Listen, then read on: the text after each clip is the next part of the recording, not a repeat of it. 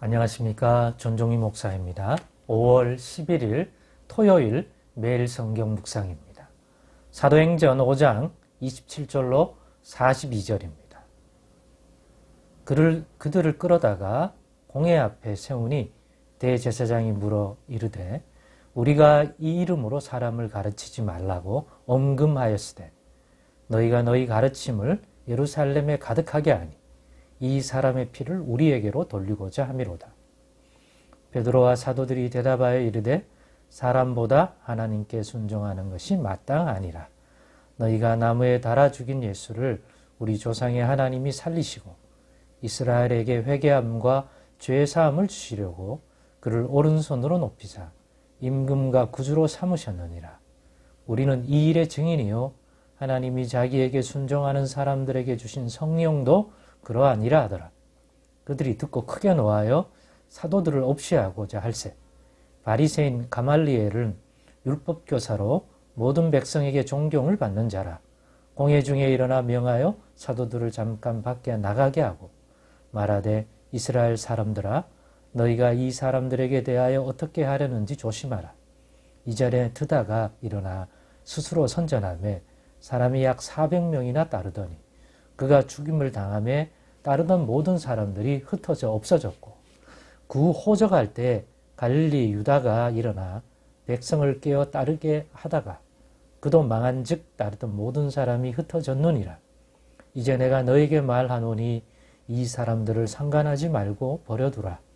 이 사상과 이 소행이 사람으로부터 났으면 무너질 것이요 만일 하나님께로부터 났으면 너희가 그들을 무너뜨릴 수 없겠고 도리어 하나님을 대적하는 자가 될까 하노라 하니 그들이 옳게 여겨 사도들을 불러들여 채찍질하며 예수의 이름으로 말하는 것을 금하고 놓으니 사도들은 그 이름을 위하여 능욕받는 일에 합당한 자로 여기심을 기뻐하면서 공회 앞을 떠나니라. 그들이 날마다 성전에 있든지 집에 있든지 예수는 그리스도라고 가르치기와 전도하기를 그치지 아니하니라. 아멘. 네, 오늘은 가말리엘의 분별력이 주는 교훈, 가말리엘의 분별력이 주는 교훈이라는 제목으로 묵상 나눔을 갖겠습니다. 오늘 본문에 가말리엘이라고 하는 사람이 등장하지 않습니까? 본문은 이 사람이 바리새파 유대인 출신이고 존경받는 백성에게 존경받는 율법 선생, 율법 교사라고 알려주고 있습니다. 오늘은 이 사람이 공회 앞에 선 사도들에 대한 공회가 어떻게 이 사람들을 다루어야 하는지에 대한 가말리엘이 내어놓은 그 안, 그 분별력이 주는 교훈을 오늘 함께 나누고 싶습니다. 아니 사도들도 아니고 초대교회 성도 중에 누구도 아니고 오히려 복음을 방해하고 사도들을 잡아서 신문하는 쪽에 속해 있는 이 가말리엘이 뭐 우리에게 줄 수 있는 교훈이 있을까요? 오늘은 아닙니다. 충분히 줄 수 있죠. 가말리엘이 오늘 이 사도들에 대한 사도들을 어떻게 할 것인가에 대한 사도들과 사도들이 전하는 이 일들에 대한 것들을 어떻게 다룰 거에 대하여 자기가 낸 이 사안은 매우 분별력 있고 우리 모두가 받을 만하다는 생각이 듭니다. 충분히. 어떤 면에서 그런가? 오늘 이 내용을 보면 앞에 지난 어제 본 내용의 연장선상에서 보면 사도들을 통해서 예수 이름으로 그 복음이 증거되니까 인간의 표적과 기사가 많이 일어났습니다. 이것들이 매우 불편했던 이 장로들과 제사장들과 특별히 사두개파 유대인들이 결국은 공회를 모으게 되고 또 먼저 그들을 잡아들이고 옥에 가두었으나 하나님이 놀라운 방식으로 옥에서 풀려나게 하고 그랬더니 도망간 게 아니라 성전에 가서 하나님의 말씀을 증거하고 예수 그리스도의 복음을 증거하는 것을 보고 다시 불러다가 공회 앞에 세우고 오늘 본문처럼 대제사장이 신문했죠. 분명히 앞에서 우리가 예수 이름으로 가르치지도 말고 또 그 이름 뭘 행하지도 말라 했는데 왜 행했냐? 라고 할 때 베드로가 다시 한번 사도들과 베드로가 증거했죠. 그 내용이 뭡니까?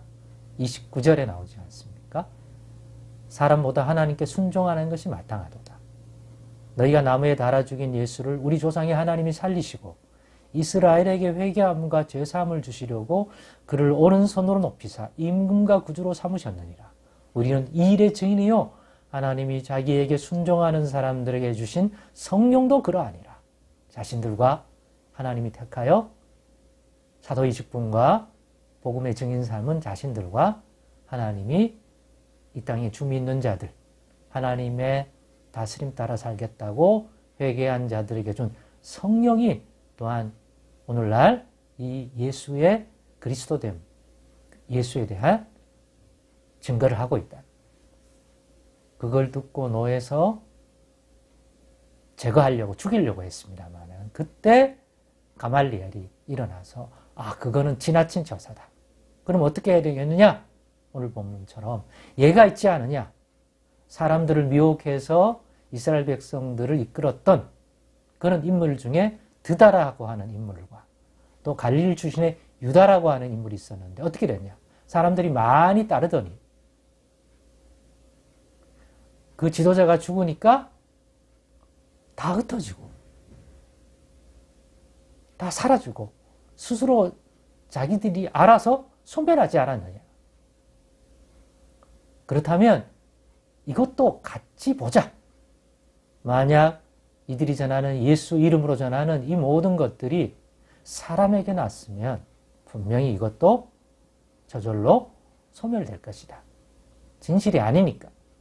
그러나 만약 이 사상과 이 소행이 하나님께로부터 났으면 우리가 어떻게 무너뜨릴 수가 있으며 만약 그렇게 하면 오히려 하나님을 대적하는 자가 되는 거 아니냐 라고 분별해 줍니다. 그랬더니 들어보니 정말 맞거든요. 누가 들어도. 옳게 여겨서 사도들을 풀어줍니다. 물론 순순히 풀어준 건 아니고 채찍질하고 다시 한번 협박하고 이 이름으로 예수 이름으로 말하지 말라고 위협하고 내보냅니다. 그런데 성령 충만하고 담대한 그 시절에 성령의 인도함을 받고 있는 이 사도들과 그리스도인들은 그게 전혀 위협이 안 됩니다. 오히려 그렇게 예수 이름 때문에 핍박받는 것을 자랑스러워하고 그래서 나가서도 날마다 성전에 있든지 집에 있든지 예수는 그리스도라고 가르치고 전파하기를 그치지 않았다 이렇게 되어 있습니다. 그렇습니다. 오늘날도 마찬가지 아닐까요? 분별할 때 아주 중요한 분별의 교훈입니다. 하나님께로 났으면 사람이 막을 수 없고 오히려 그걸 막으려고 그러면 그것은 하나님을 대적하는 그러한 하나님의 진노를 살 만한 일이다. 그러나 사람에게서 났으면 아무리 그게 순간적으로는 사람을 미혹해서 사람을 모고 이끌어도 결국 그 과정 속에서 뿔뿔이 흩어지게 될 것이다. 특별히 그 지도자가 죽으면. 그러므로 우리도 가말리엘에게서 교훈을 받읍시다. 과연 우리가 지금 하나님의 인도를 받는지 하나님께로 난 것을 따르는지 교회 안에서도 아니면 이름은 교회고 예수의 이름이라 그러고 하지만 들여다보니 육신적이고 인간적인 어떤 욕망에 이끌려 무엇을 한다면 그 역시 무너질 수밖에 없을 것입니다. 그러나 성령 충만하고 하나님의 진리의 말씀을 따라 하나님께로 난 것들을 가지고 나아간다면 세상이 무너뜨릴 수 없을 것입니다. 그리고 그런 사람은 하나님을 대적하는 일일 것입니다.